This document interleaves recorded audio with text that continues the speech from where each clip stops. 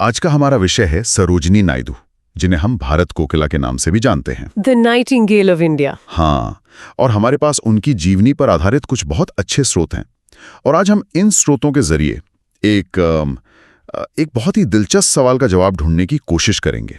और सवाल क्या है? सवाल ये है कि एक इंसान जो कैम्ब्रिज और किंग्स कॉलेज में पढ़ा हो, जिसकी अंग्रेजी कविता की दुनिया में इतनी धाक हो, वो भारत के स्वतंत्रता संग्राम की धूल मिट्टी में लाठियों और जेल की कोठरियों के बीच क्या कर रहा था? ये सवाल ही मतलब उनकी पूरी कहानी का सार है ना? हाँ, ये ऐसा है जैसे कोई आज का बेस्ट सेलिंग लेखक अचानक अपनी कलम छोड़कर किसी बहुत बड़े सामाजिक आंदोलन में कूद पड़े। ये जो बदलाव है, यही सरोजिनी नायडू को असाधारण बनाता है। तो फिर सवाल ये उठता है कि ये सफर शुरू कहाँ से होता है? अक्सर ऐसी कहानियों की जड़ें बचपन में ही मिलती हैं, और उनके मामले में तो ये कुछ ज्यादा ही गहरी लगती हैं। बिल्कुल। स्रोत बताते हैं कि उन्होंने सिर्फ 12 साल की उम्र में मैट्रिक की परीक्षा पास कर ली थी। 12 साल की उम्र में? आज भी ये सोचना कितना मुश्किल है। बिल्कुल। और ये सिर्फ रट्टा मारकर पास होने वाली बात नहीं थी, ये उनकी जबरदस्त बौद्धिक क्षमता को दिखाता है। उस जमाने में खासकर एक लड़की के लिए इस तरह की शिक्षा तक पहुंचना ही अपने आप में एक क्रांति थी। और फिर जैसा आपने कहा, वो इंग्लैंड गई। हाँ, किंग्स कॉलेज लंदन और फिर गिरटन कॉलेज कैम्ब्रिज। ये वो जगहें थी जहां आप कह सकते हैं साम्राज्य के भविष्य के नेता तैयार होते थे। और वहीं पर उनकी पहचान एक कवयित्री के रूप में और मजबूत हुई। स्रोत में उनकी 3 मशहूर किताबों का जिक्र है, the golden threshold, the bird of time और द ब्रोकन विंग। इन नामों में भी एक अजीब सी खूबसूरती और दर्द दोनों महसूस होता है, और यही उनकी कविता का जादू था। लेकिन यहाँ हमें थोड़ा रुककर सोचना होगा। सिर्फ ये जानना काफी नहीं है कि वो कविता लिखती थीं। असली सवाल तो ये है कि उनकी कविताओं में ऐसा क्या था जो हमें उनके भविष्य के राजनीतिक जीवन की तरफ इशारा करता है। अच्छा पॉइंट है। स्रोतों में उनकी कविताओं के विषयों का जिक्र है, जैसे देशभक्ति, प्रकृति और खास तौर पर नारी चेतना। हाँ, नारी चेतना। लेकिन क्या ये सिर्फ एक काव्यात्मक अभिव्यक्ति थी या इसमें कुछ और भी छुपा था? मेरे ख्याल से इसमें बहुत कुछ छुपा था। चलिए इसे इस तरह से देखते हैं। आप सोचिए कि एक कवयित्री का दिमाग कैसे काम करता है। वो शब्दों की ताकत को समझती हैं, मेटाफर्स और इमेजरी का इस्तेमाल करना जानती हैं।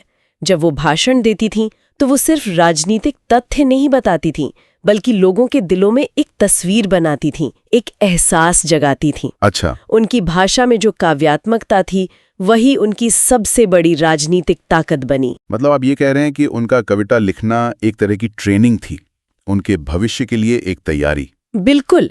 ये सिर्फ एक हॉबी नहीं थी, बल्कि अपने सबसे बड़े हथियार को तराशने का एक तरीका था। सही बात है। जब वो अपनी कविताओं में नारी चेतना की बात करती हैं, तो वो सिर्फ एक रोमांटिक ख्याल नहीं है।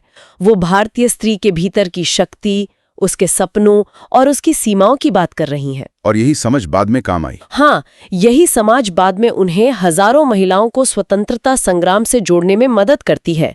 उनकी कविता और उनकी राजनीति 2 अलग-अलग चीजें नहीं थीं, बल्कि एक ही सिक्के के 2 पहलू थे। तो ठीक है, हमारे पास एक कामयाब विश्व प्रसिद्ध कवयित्री हैं, जिनकी दुनिया साहित्य और कला की है। फिर कहानी में महात्मा गांधी की एंट्री होती है और सब कुछ बदल जाता है। ये बदलाव कितना बड़ा था? ये एक जबरदस्त मोड़ था। गांधी जी ने उनकी ऊर्जा को पहचाना। वो जानते थे कि भारत की आजादी की लड़ाई सिर्फ कुछ नेताओं की लड़ाई नहीं हो सकती, उसे एक जन आंदोलन बनाना होगा। बिल्कुल। और जन आंदोलन के लोगों के दिलों तक पहुंचना जरूरी है। सरोजिनी नायडू के पास ये हुनर था। वो अपनी आवाज और अपने शब्दों से लोगों को जोड़ सकती थीं। और उन्होंने सिर्फ जोड़ा ही नहीं, बल्कि मैदान में उतरकर नेतृत्व भी किया। स्रोत बताते हैं कि उन्होंने असहयोग आंदोलन, नमक सत्याग्रह, भारत छोड़ो आंदोलन, हर बड़े आंदोलन में सक्रिय रूप से हिस्सा लिया। हाँ, ये कोई आरामदायक ड्राइंग रूम वाली राजनीति नहीं थी। बिल्कुल नहीं। ये सीधी टक्कर थी। स्रोत इस बात पर जोर देते हैं कि इन आंदोलनों के दौरान वो कई बार जेल गईं। आप सोचिए, एक महिला जो कैम्ब्रिज में पढ़ी है, जिसे अंग्रेजी समाज के तौर तरीके मालूम हैं, वो ब्रिटिश सरकार की जेलों में रह रही है। हाँ, ये उनके समर्पण का सबसे बड़ा सबूत था। वो सिर्फ एक बौद्धिक विचारक नहीं थी जो दूर बैठकर सलाह दें, बल्कि एक सच्ची सेनानी थी जो मोर्चे पर खड़ी थी। लेकिन उनके योगदान में एक बात सबसे अलग नजर आती है, जिस पर हमारे स्रोत बार बार ध्यान खींचते हैं। महिलाओं को स्वतंत्रता आंदोलन से जोड़ना। जी, मुझे ये कल्पना करने में भी मुश्किल हो रही है। उस जमाने में ज्यादातर महिलाओं को घर से निकलने की भी पूरी आजादी नहीं थी। सही बात है। और ये उन्हें सीधे अंग्रेजों के खिलाफ मोर्चे पर खड़ा कर रही थी। ये सिर्फ भाषणों से तो नहीं हुआ होगा। आपका सवाल बहुत सही है। नहीं, ये सिर्फ भाषणों से नहीं हुआ। यहाँ उनकी 3 चीजें काम आई। पहली, उनकी अपनी क्रेडिबिलिटी। मतलब वो खुद एक मिसाल थी। बिल्कुल, वो खुद एक महिला थीं जो पुरुषों के साथ कंधे से कंधा मिलाकर खड़ी थीं, एक जीती जागती मिसाल। दूसरी, जैसा हमने पहले बात की, उनकी भाषा। वो राजनैतिक भाषणों को भी काव्यात्मक बना देती थीं, जो सीधे दिल पर असर करता था। वो आजादी को एक राजनैतिक लक्ष्य नहीं, बल्कि भारत माता की मुक्ति के रूप में प्रस्तुत करती थीं, जिससे महिलाएं भावनात्मक रूप से जुड़ पाती थीं। और तीसरी चीज? तीसरी और सबसे जरूरी चीज थी उनका व्यक्तिगत जुड़ाव। वो सिर्फ मंच से बोलकर चली नहीं जाती थी। अच्छा, वो छोटे छोटे शहरों गांवों में जाकर महिलाओं से मिलती थीं, उनकी रसोई में बैठकर उनसे बात करती थीं, उनकी समस्याओं को समझती थीं और फिर उन्हें समझाती थीं कि देश की गुलामी उनकी अपनी गुलामी से कैसे जुड़ी हुई है। उन्होंने आजादी की लड़ाई को एक व्यक्तिगत लड़ाई बना दिया। हाँ, तो ये सिर्फ एक राजनीतिक बदलाव नहीं था, बल्कि एक बहुत बड़ा सामाजिक भूचाल था। निश्चित रूप से। उन्होंने महिलाओं को घर की दहलीज लांघकर राष्ट्र के मंच पर खड़ा कर दिया और इसका असर बहुत दूर तक गया। जब हजारों महिलाएं सड़कों पर उतरीं तो ब्रिटिश सरकार के लिए भी एक नई चुनौती थी। सही बात है। वे पुरुष प्रदर्शनकारियों पर लाठी चला सकते थे, लेकिन महिलाओं के विशाल जुलूसों से निपटना उनके लिए कहीं ज्यादा मुश्किल था। सरोजिनी नायडू ने भारतीय स्वतंत्रता संग्राम को एक नैतिक बल दिया, जिसे नजरअंदाज करना नामुमकिन था। उनकी कहानी यहाँ खत्म नहीं होती। आंदोलनकारी के तौर पे तो उन्होंने इतिहास बनाया ही, लेकिन आजादी के बाद और उससे पहले भी उन्होंने राजनीतिक पदों पर पहुंचकर एक नई मिसाल कायम की। जी। 1925 में वो भारतीय राष्ट्रीय कांग्रेस की अध्यक्ष बनी। हाँ, और यहाँ स्रोत एक बहुत ही बारीक लेकिन महत्वपूर्ण जानकारी देता है। वो इस पद पर पहुंचने वाली पहली भारतीय महिला थीं। पहली भारतीय महिला? जी। उनसे पहले एनी बेसेंट अध्यक्ष बनी थी, लेकिन वो आयरिश मूल की थीं। अच्छा। सरोजिनी नायडू का अध्यक्ष बनना इस बात का ऐलान था कि भारतीय महिलाएं अब न सिर्फ आंदोलन कर सकती हैं, बल्कि अपने देश के सबसे बड़े राजनीतिक संगठन का नेतृत्व भी कर सकती हैं। लेकिन चलिए यहाँ थोड़ा और गहराई में जाते हैं। 1925 में कांग्रेस अध्यक्ष का पद कितना शक्तिशाली था? क्या ये एक वास्तविक शक्ति थी या उस समय ये एक प्रतीकात्मक इशारा ज्यादा था कि हम महिलाओं को भी शामिल कर रहे हैं? ये एक बहुत अच्छा सवाल है। देखिए, उस समय कांग्रेस पार्टी के भीतर गांधी, नेहरू, पटेल जैसे कई बड़े नेता थे, तो फैसले सामूहिक रूप से लिए जाते थे। हाँ। तो ये कहना कि अध्यक्ष के पास असीमित शक्ति थी सही नहीं होगा, लेकिन इसे सिर्फ प्रतीकात्मक कहना भी गलत होगा। तो फिर क्या था? अध्यक्ष के तौर पर उन्होंने पार्टी की नीतियों को दिशा दी, पूरे देश का दौरा किया और सबसे बढ़कर उन्होंने दुनिया को ये संदेश दिया कि आजाद भारत का नेतृत्व कैसा दिखेगा। एक ऐसा नेतृत्व जिसमें महिलाएं बराबरी की भागीदार होंगी। बिल्कुल, ये भविष्य के भारत का एक ट्रेलर था। उन्होंने एक दरवाजा खोला। और फिर आजादी के बाद उन्होंने एक और दरवाजा खोला। हाँ, जब वो भारत के किसी राज्य की पहली महिला राज्यपाल बनी। वो 1947 से 1949 तक उत्तर प्रदेश की राज्यपाल रहीं, जो उस समय भी देश का सबसे बड़ा और राजनीतिक रूप से सबसे महत्वपूर्ण प्रांत था। जी। एक आंदोलनकारी से एक प्रशासक तक का सफर, ये भी एक बड़ा बदलाव रहा होगा। बहुत बड़ा। गवर्नर का पद संवैधानिक होता है, लेकिन शुरुआती सालों में इसकी भूमिका बहुत अहम थी। देश नया नया आजाद हुआ था, व्यवस्थाएं बन रही थीं। तो उन्होंने क्या साबित किया? उन्होंने ये साबित किया कि महिलाएं सिर्फ आंदोलन करके जेल ही नहीं जा सकती, बल्कि शासन भी चला सकती हैं। एक कवयित्री का राजभवन में बैठना इस बात का सबूत था कि कला, बुद्धि और प्रशासन साथ साथ चल सकते हैं। उन्होंने उस धारणा को तोड़ा कि राजनीति सिर्फ सख्त और व्यावहारिक पुरुषों का काम है। तो अगर हम उनकी पूरी जिंदगी के सफर को एक साथ देखें, उनकी कविताएं, उनके भाषण, उनका संघर्ष, उनकी राजनीतिक उपलब्धियां, तो उनकी असली पहचान क्या है? स्रोतों में उन्हें दिए गए उपनाम भारत कोकिला का बार बार जिक्र आता है। क्या ये उपनाम उनके व्यक्तित्व को पूरी तरह से परिभाषित करता है? ये उपनाम बहुत सटीक है, लेकिन शायद अधूरा है। कोकिला की आवाज में मिठास होती है और उनकी आवाज में भी थी। उनके भाषण काव्यात्मक होते थे, लेकिन कोकिला की आवाज में जो ताकत और पहुंच होती है, वो भी उनके व्यक्तित्व का हिस्सा थी।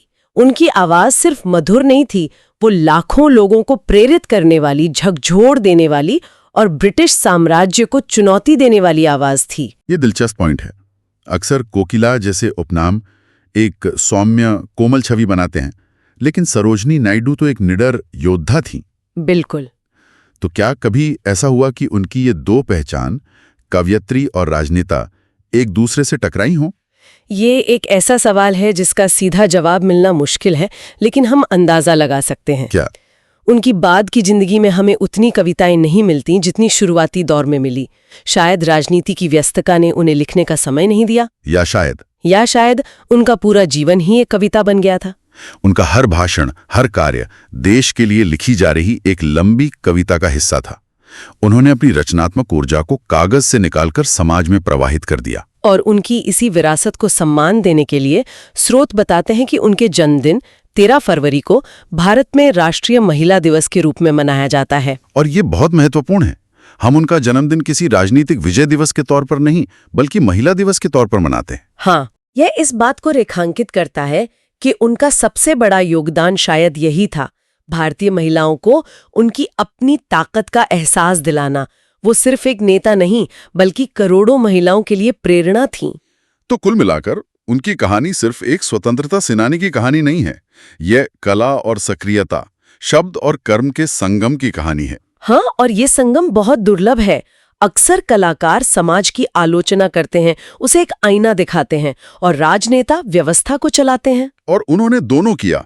सरोजनी नायडू ने दोनों भूमिकाएं निभाईं। उन्होंने अपनी कविताओं से आईना भी दिखाया और अपनी राजनीति से व्यवस्था को बदलने की कोशिश भी की।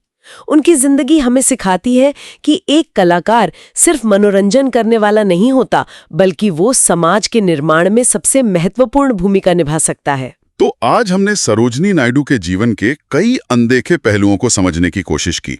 वो एक असाधारण छात्रा थी, एक विश्व प्रसिद्ध कवयित्री, एक निडर स्वतंत्रता सेनानी और एक पथ प्रदर्शक राजनेता। जी, उनकी कहानी एक व्यक्ति की कहानी नहीं, बल्कि इस विचार की कहानी है कि अगर इरादे मजबूत हों तो कलम और आवाज दोनों ही क्रांति के सबसे शक्तिशाली हथियार बन सकते हैं। उन्होंने वाकई ये साबित कर दिया कि शब्दों में दुनिया बदलने की ताकत होती है। एक तरफ उनकी कलम से द गोल्डन थ्रेशोल्ड जैसी खूबसूरत रचना निकलती है, और दूसरी तरफ उनकी आवाज नमक सत्याग्रह में हजारों लोगों को दांडी मार्च के लिए प्रेरित करती है। ये एक ही ऊर्जा के दो रूप थे। बिल्कुल, उन्होंने एक ऐसी मिसाल कायम की जो आज भी प्रासंगिक है। और ये चर्चा एक विचारणीय प्रश्न पर आकर खत्म होती है। स्रोत में उल्लेख है कि सरोजनी नायडू की कविताओं और उनके जीवन दोनों का एक केंद्रीय विषय नारी चेतना था।